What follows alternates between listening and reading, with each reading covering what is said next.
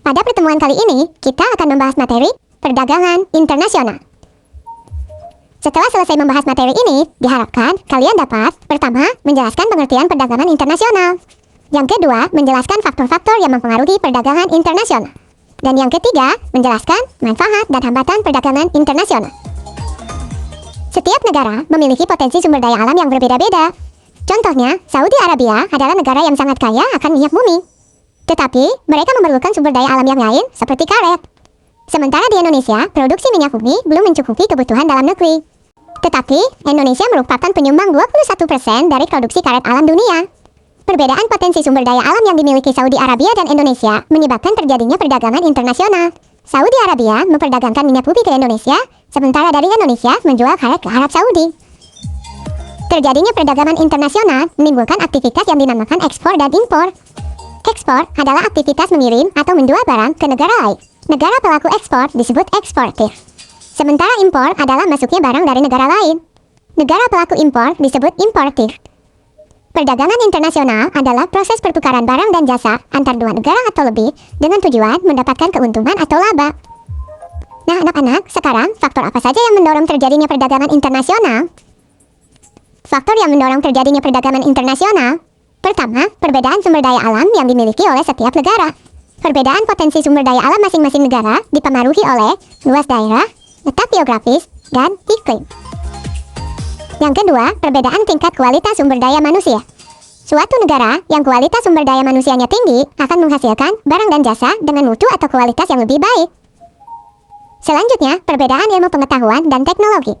Negara yang menguasai ilmu pengetahuan dan teknologi akan mampu memproduksi barang dan jasa yang lebih banyak, bermutu, dan efisien dibanding dengan negara yang tidak menguasainya. Yang keempat, perbedaan budaya suatu bangsa. Perbedaan budaya suatu negara akan sangat mempengaruhi barang yang dihasilkan. Misalnya, seni ukir dan batik Indonesia merupakan daya tarik sendiri bagi negara lain untuk membeli barang tersebut. Demikian juga keramik Cina menjadi daya tarik tersendiri bagi negara lain. Dan yang terakhir adalah perbedaan lain yang mempengaruhi perdagangan internasional. Contohnya, perbedaan harga barang, perbedaan upah dan biaya produksi, serta perbedaan selera. Mari anak-anak kita lanjutkan membahas manfaat dan hambatan perdagangan internasional. Manfaat perdagangan internasional. Pertama, mempererat hubungan antar negara, baik secara bilateral maupun multilateral. Yang kedua, setiap negara dapat memenuhi kebutuhan barang dan jasa. Manfaat yang ketiga, pendapatan negara meningkat melalui perolehan devisa hasil ekspor. Yang keempat, dapat memperluas lapangan kerja. Yang kelima, mendorong kegiatan produksi. Dan yang terakhir, mendorong kemajuan ilmu pengetahuan dan teknologi di masing-masing negara. Di samping manfaat yang dapat diperoleh dari perdagangan internasional, ada beberapa hambatan yang terjadi dalam perdagangan internasional. Hambatan perdagangan internasional. Yang pertama, menyangkut harga barang luar negeri yang lebih murah dari hasil produksi dalam negeri. Mengapa harga barang luar negeri lebih murah? Ada beberapa negara yang menganut politik dumping, yaitu kebijakan menjual barang di luar negeri lebih murah daripada di dalam negeri. Kebijakan ini bertujuan untuk meningkatkan devisa negara. Hambatan perdagangan internasional yang kedua adalah bea masuk yang tinggi. Hambatan yang ketiga yaitu adanya proteksi. Proteksi adalah kebijakan untuk melindungi produksi dalam negeri. Hambatan yang keempat yaitu adanya kuota. Kuota merupakan kebijakan untuk membatasi jumlah ekspor dan impor barang dari suatu negara. Hambatan perdagangan internasional yang lain, contohnya pertentangan politik dan peperangan.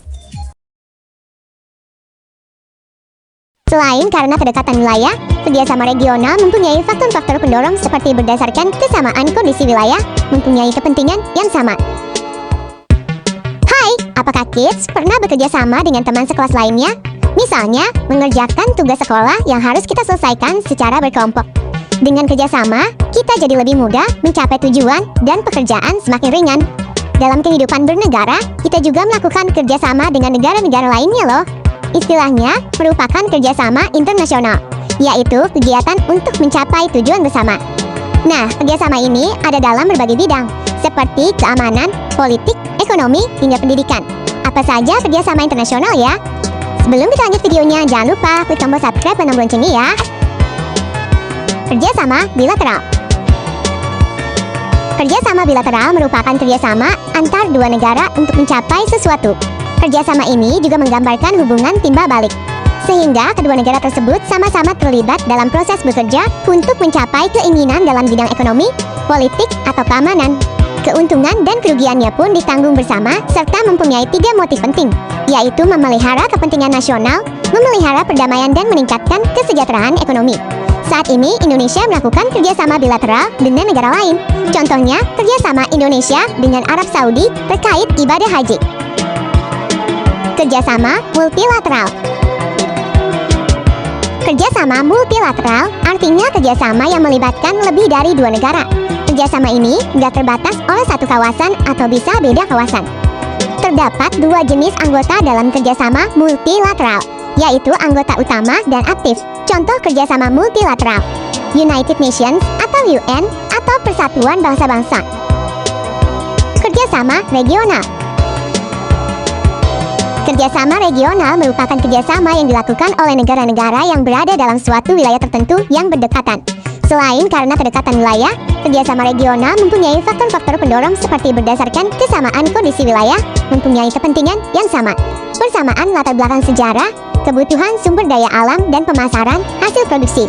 Tujuan dari kerjasama ini biasanya disesuaikan dengan kebutuhan masing-masing negara, baik dalam bidang ekonomi, politik, pendidikan, dan pertahanan. Contohnya ASEAN atau Organisasi Kawasan Asia Tenggara. Nah, itulah 3 bentuk kerjasama internasional berdasarkan beberapa sumber.